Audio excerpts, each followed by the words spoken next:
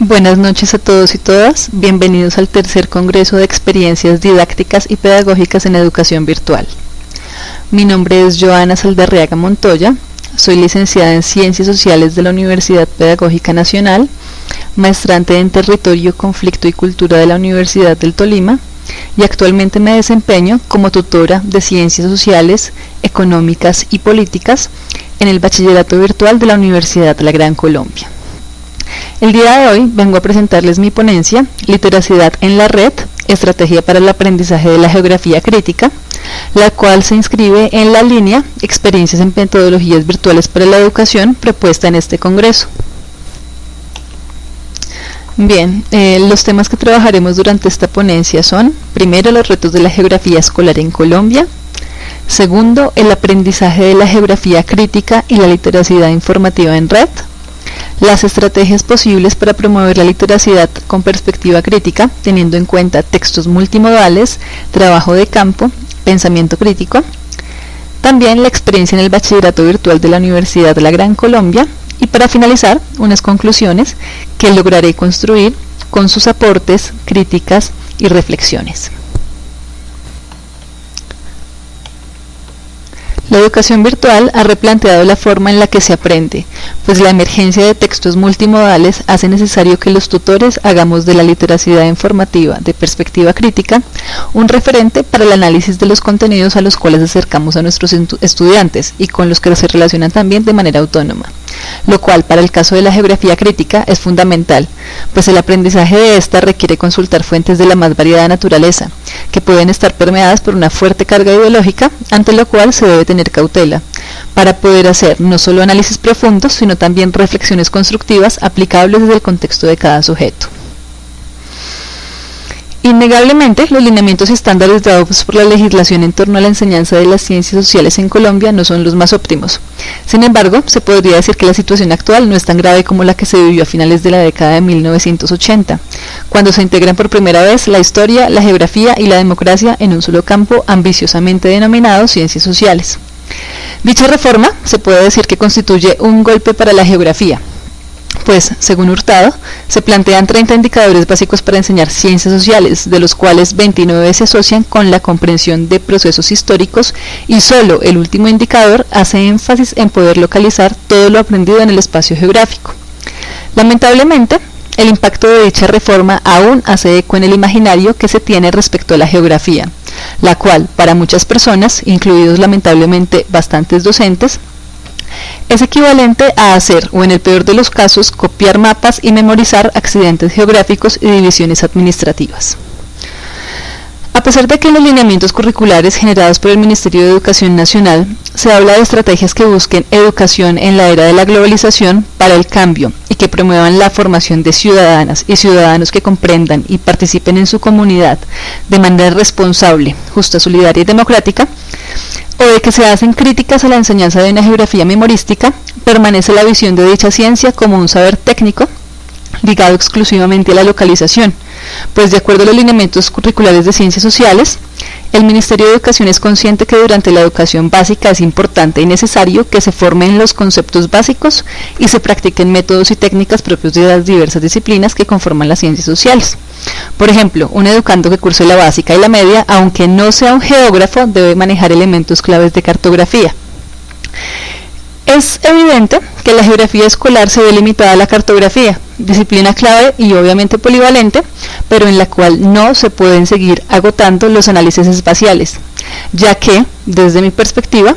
el papel central que debe cumplir la geografía escolar es la de promover una espacialidad crítica en estudiantes y también en maestros, lo cual solo se logra al situarse en los retos y posibilidades del contexto.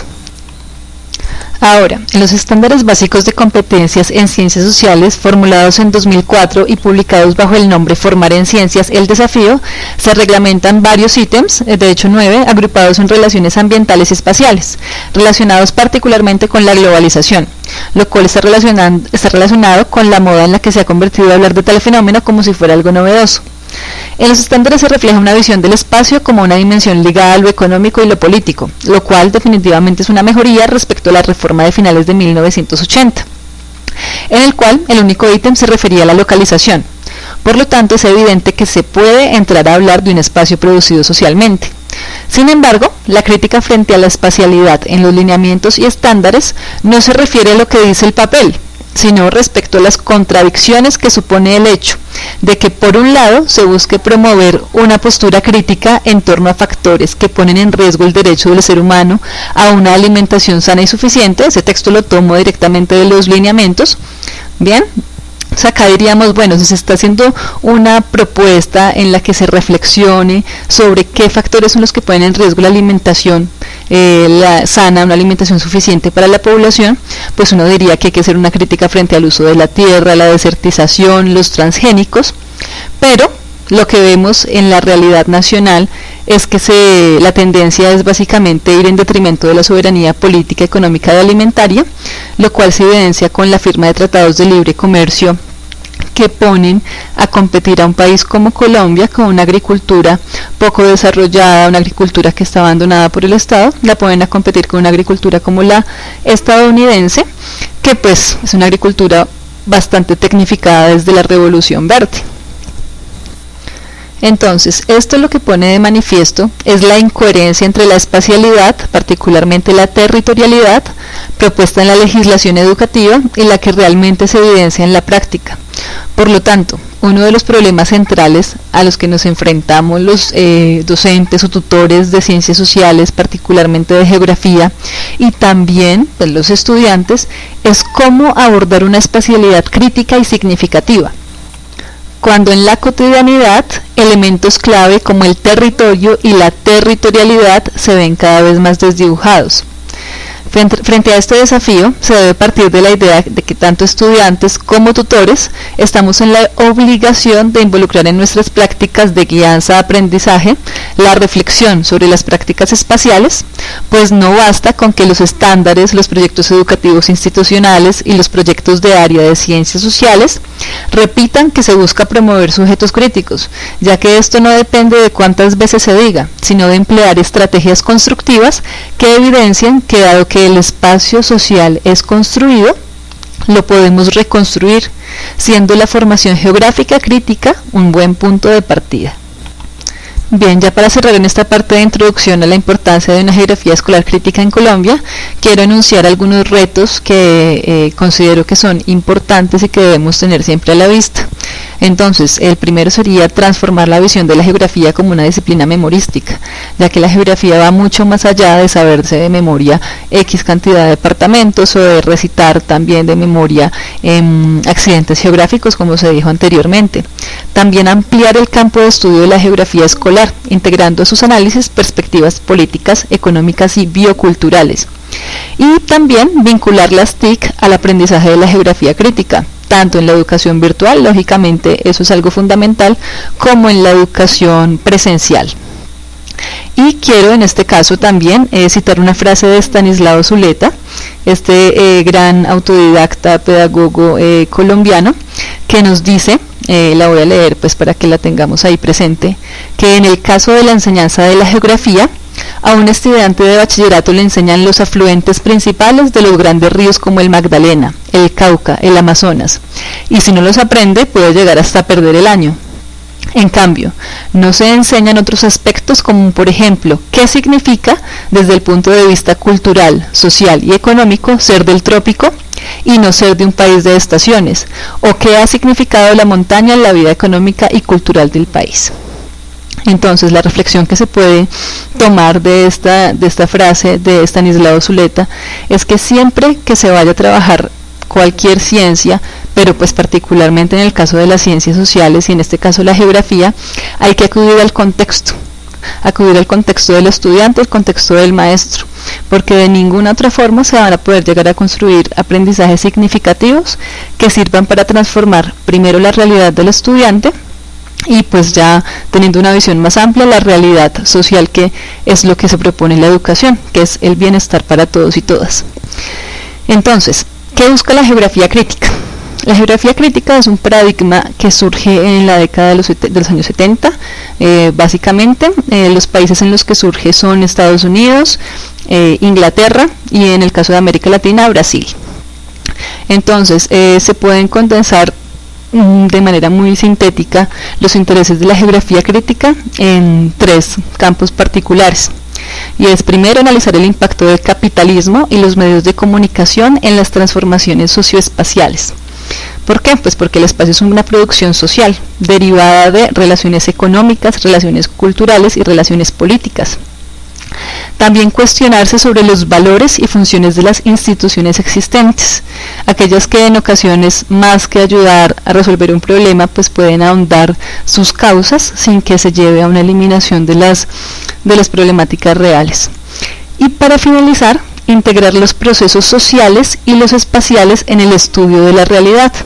que es lo que yo considero fundamental para las reflexiones que se presentan en esta ponencia.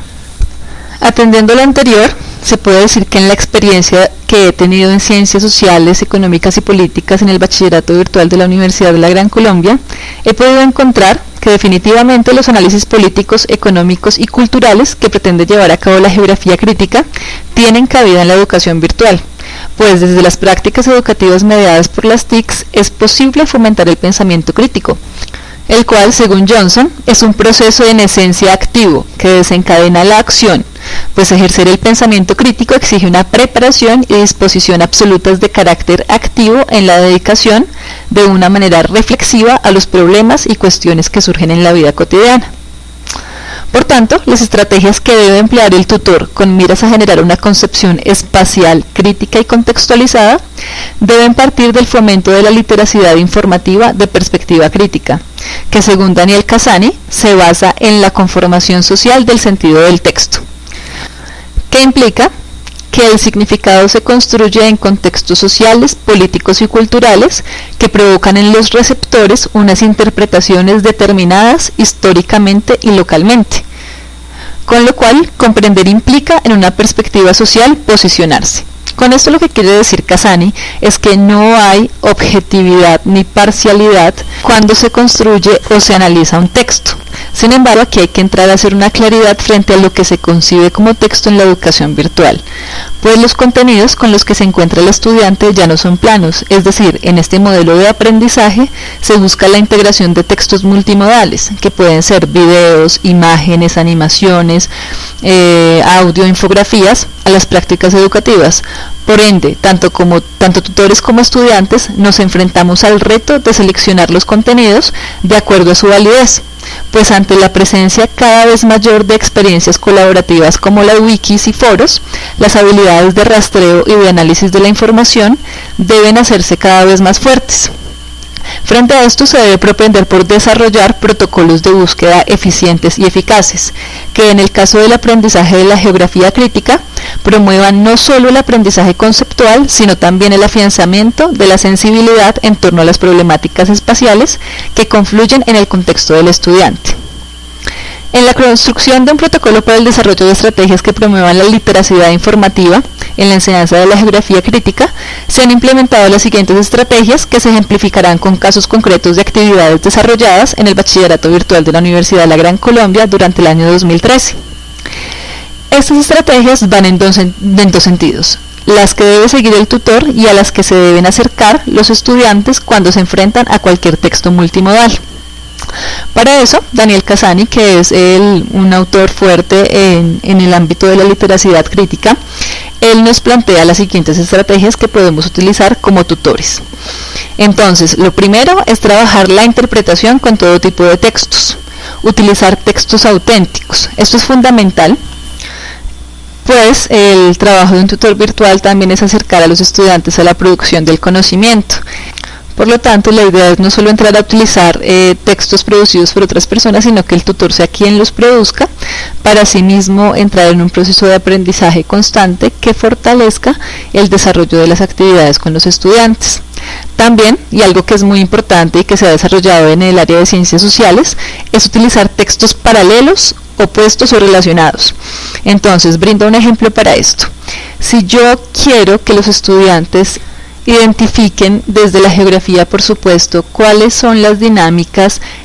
ambientales, políticas y económicas que implica la explotación del recurso minero en un país, pues yo debo no solamente mostrar textos que permitan identificar las consecuencias negativas de la explotación minera, sino también acercar a los estudiantes a textos, recordémoslo, de textos multimodales, que le brinden a ellos una perspectiva diferente, es decir, no solamente la perspectiva del campesino o del indígena que se ve afectado por la explotación minera, sino también el punto de vista de las multinacionales o del gobierno nacional, con la finalidad no de que los estudiantes escojan con qué postura se quedan, sino que ellos hagan sus propios análisis y lleguen a sus propias conclusiones definitivamente, porque la idea cuando se habla de pensamiento crítico no es ir en contra de o ir a favor de, sino crear una perspectiva propia que permita integrar tanto conocimientos de carácter conceptual como conocimientos derivados del contexto y también pues de la relación incluso emocional que se tiene con la propia sociedad. Por otro lado, Casani también nos invita a incluir textos multimodales, de los cuales ya les he hablado, también a evitar la respuesta única. ¿Qué quiere decir? Pues lógicamente cuando hablamos de fenómenos sociales hay miles de perspectivas, entonces la idea es establecer debates que permitan que se construya conocimiento de manera colectiva, fomentar el diálogo entre el alumnado, que es a veces algo en lo que fallamos en educación virtual. De pronto nos dedicamos a la educación uno a uno y olvidamos la gran ventaja que se tiene de trabajar con foros, con wikis de manera colaborativa, pues se puede llegar a un aprendizaje mucho más rico. También preguntarse, cuando se escoge un texto, preguntarse sobre cuál es el propósito y el punto de vista del autor. Eso se hace con la finalidad, recordemos, de rastrear las ideologías que se tienen para no dejarnos influenciar ciegamente por perspectivas políticas, pues finalmente ese no es el propósito es construir un conocimiento riguroso que atienda a las necesidades sociales de un país como Colombia, pero pues que definitivamente debe pasar por la reflexión, por el estudio juicioso de conceptos, de categorías y también, y como es lógico, por el interés del estudiante, el cual se evidencia en las actividades que desarrolla, en los aportes que realiza en foros, por ejemplo, en las preguntas que hace. Entonces pues es muy importante tener en cuenta esto, evitar que haya solamente una postura, evitar creer ciegamente en una fuente y por último, lo que Casani también nos propone es que como tutores debemos ayudar a los estudiantes a relacionar los textos con su mundo. Entonces, frente a esto, ¿qué se ha hecho también en ciencias sociales? Pues resulta que es muy complicado hablar solamente desde los textos, desde visiones ajenas a lo que realmente no vive en su cotidianidad, incluso en su barrio o en su localidad. Entonces, una estrategia que se considera importantísima también y de la cual se han podido ver los frutos es que el estudiante, si bien se acerca a unas categorías o a unos conceptos desde lo teórico, lleve eso a la práctica. Entonces, si se habla, por ejemplo, de la desigualdad social a nivel mundial, pues no hay que ver eso como algo tan alejado, como algo que, por ejemplo, pasa solamente en otros países. Entonces, lo que se propone también acá, y que por eso se hace referencia a la integración del trabajo de campo, de pronto de recorridos, de una salida de campo como tal, que no es algo descabellado en educación virtual, porque aquí es donde viene la importancia de la autonomía del estudiante virtual. Entonces, ¿cómo se ha trabajado? Retomamos el ejemplo de la desigualdad social. Entonces, se le dan unas herramientas conceptuales al estudiante que le permitan indagar cuáles son las causas, cuáles son las características, desde cosas pues muy teóricas, por ejemplo, como el coeficiente de Gini, que permite medir la acumulación de la riqueza, o las características pues más de carácter cualitativo. Entonces se le brindan esas herramientas, pues porque obviamente necesita construir un conocimiento teórico pues sencillo, pero el cual es necesario. Pero también, para que el estudiante no vea eso como algo lejano, se le pide que haga un recorrido por su barrio o por su localidad que le permita evidenciar cómo se ve esa desigualdad social en su entorno más cercano. Entonces, una ventaja que tienen muchos de los estudiantes virtuales es que tienen acceso fácilmente a un smartphone, a una cámara, lo cual les permite hacer registros. Entonces el estudiante va a hacer un registro fotográfico, que es el caso del que les estoy hablando, hace un registro fotográfico de cuáles son los casos o las evidencias de la desigualdad social que ellos previamente han estudiado pues más desde lo teórico, lo cual les permite a ellos analizar ese contexto en el cual se mueven cotidianamente desde otra perspectiva. Entonces es una ganancia en dos sentidos. Primero, analiza de manera mucho más rigurosa, mucho más concreta su realidad, su cotidianidad, pero también se convierte en un productor de conocimiento, en la medida en que él hace su registro fotográfico, o en el caso que no tenga el acceso a la cámara, pues hace un registro por medio de dibujos, y va a entrar a producir una reflexión y una visión de cómo es el espacio que habita, lo cual pues definitivamente ya hace que se genere una perspectiva mucho más amplia de para qué es que sirve eso de la geografía, y cómo él es un protagonista dentro de las relaciones espaciales, sociales, económicas que se dan en su entorno. Bueno, y ya para finalizar, pues quiero hacer énfasis en que estas habilidades de la literacidad crítica, que permiten al estudiante hacer una selección inteligente, una selección precisa de los textos que consulta, no se remiten única y exclusivamente al trabajo que realice de carácter académico formal, sino que como ya lo hemos visto, como ya se ha hablado en otras ponencias, y como pues ya sabemos que es una realidad, el aprendizaje actualmente no está mediado solamente por una institución como tal, sino que el estudiante perfectamente puede abrir su buscador, puede entrar a redes sociales como Facebook, como Twitter, y a partir de allí también generar un aprendizaje no formal, pero que puede ser bastante positivo para su formación como ciudadano. Entonces el ejemplo de las redes sociales es fundamental. El estudiante debe saber qué de lo que aparece en las redes sociales es información confiable y qué puede ser sencillamente algo que a alguien se le ocurrió escribir porque sí, solamente su opinión, sin estar bien fundamentada. Entonces la invitación con esta ponencia es básicamente a que tengamos en cuenta la literacidad crítica, en este caso pues en el aprendizaje de la geografía crítica, pero también en todas las disciplinas, ya que es importante fortalecer esta habilidad de nuestros estudiantes para poder tener aprendizajes mucho más concretos, aprendizajes que fortalezcan sus habilidades, sus competencias y que les permitan encontrar en el aprendizaje virtual una modalidad acorde a sus necesidades y acorde pues a los intereses que tengan en su momento. Y bueno, y también lo que se quería lograr con lo que se quiere lograr con estas reflexiones es hacer una claridad, y es que el hecho de que se hable de educación virtual no quiere decir que se obvie una perspectiva crítica frente a la sociedad,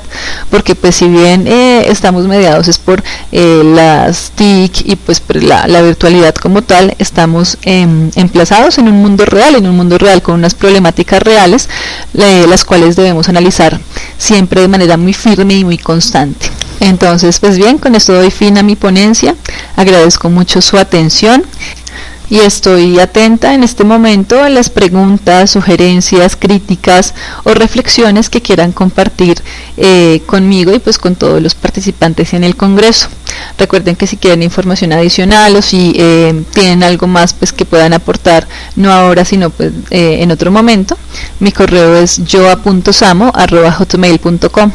Entonces nuevamente agradezco su participación en este Congreso y escucho sus preguntas.